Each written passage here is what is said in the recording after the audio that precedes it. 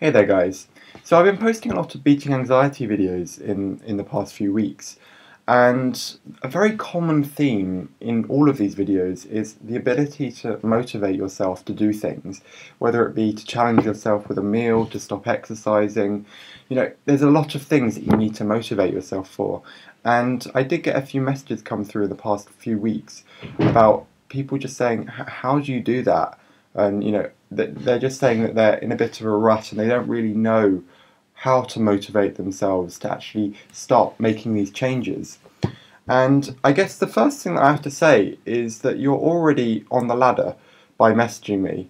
The fact that you are willing to look for ways to try and motivate yourself just shows that there is a fight in you, and you should try and hone in on that rather than just think of yourself as being completely hopeless. You've got to remember that you are a person on the inside, and what the eating disorder has essentially done is that it's encompassed a majority of your brain, it's encompassed a majority of your thinking, so that you yourself can't think freely anymore, and you can't control most of the things that you're doing, even though you try and convince yourself that you're doing this for the control, and you're doing this because you want to feel, I don't know, a few pounds lighter, or you want to be able to do that exercise. You know that that isn't truly what you want. And if you can just try and hone in on that small percentage that you've somehow tapped into by reaching out to someone like me, then that's really the first step. In terms of where to go to next, it's really up to you. And if, say, you're wanting to challenge yourself by not exercising so much, say, I'll give you an example. One of you was talking about an exercise regime that they do every morning, and they're saying, how on earth do I go about doing this? Well, the first thing that you really should think about doing is try and plan the things that you want to start cutting out first. And the same goes for trying to eat more. You should try and focus on trying to have more in a particular meal first. And that should really be the thing that you feel most comfortable doing first.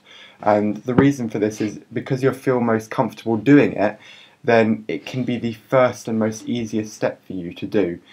And I know a lot of you will then say, well, all of it's really hard and I don't really know what to do, and I'm just really clueless. Well, you've just got to slow down for a minute and just think, because the moment that you're presented with a challenge as someone with an eating disorder, you just automatically screen off everything and think, that's impossible, I can never do it. When you don't really just take a step back and just look at the challenges that you've got to set yourself and think what's doable and what's not. That you've got to really get back into a more rational mindset, and by being able to say, I can do this, this is a bit harder, that's really hard, you're already going towards a more rational mindset. However, if you're just saying, no, I can't do anything, that is completely irrational, and you really need to just slow down for a minute.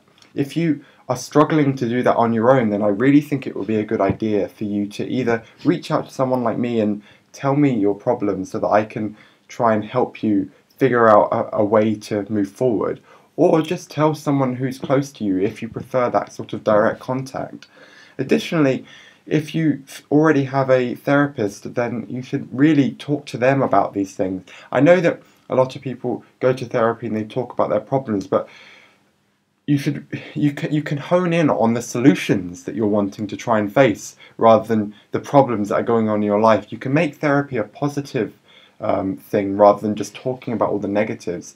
I know that by talking about the negatives you can turn that into a positive, but therapy is very flexible like that. And if you can just think about the things that you want to do and use the time for your own advantage, then that's the best thing, really. Now, the moment that you have a plan, that's great.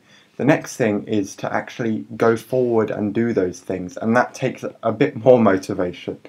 And I suppose if you aren't really in a mindset to be able to do things on your own, then I would really suggest having someone do it with you, whether it be a close friend or someone within your family. Just make sure that you let them know that you want them to be there with you, to just start things going. And it's almost like you need a bit of supervision, because you truthfully cannot trust yourself to do things the way it should be done from the get-go. And if you could admit that to yourself, that's brilliant, because it just shows that you know that you are quite vulnerable at this particular time, and you know that you can't do things on your own.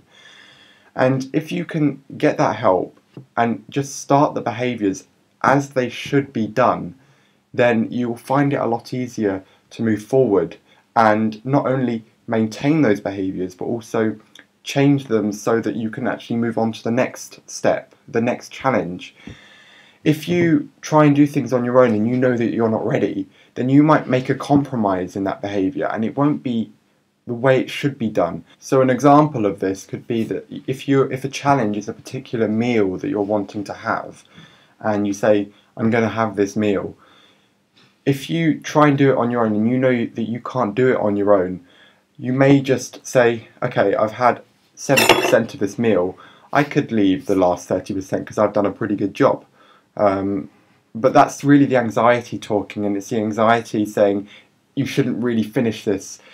And if you give in to that, then you haven't done the thing that you set out to do. And the next time that you try and do it, you won't be able to get to 100% first of all. But worst thing is that you might slip back to say, I might just finish 50% of it. And then you'll just start slipping back to the point where you're at the start again. And you're like, well, what was the point in that? Because now things are just as hard, if not harder, than they were before. So if you can admit to yourself that you are vulnerable and you need help, do it, because it will benefit you more than anything else.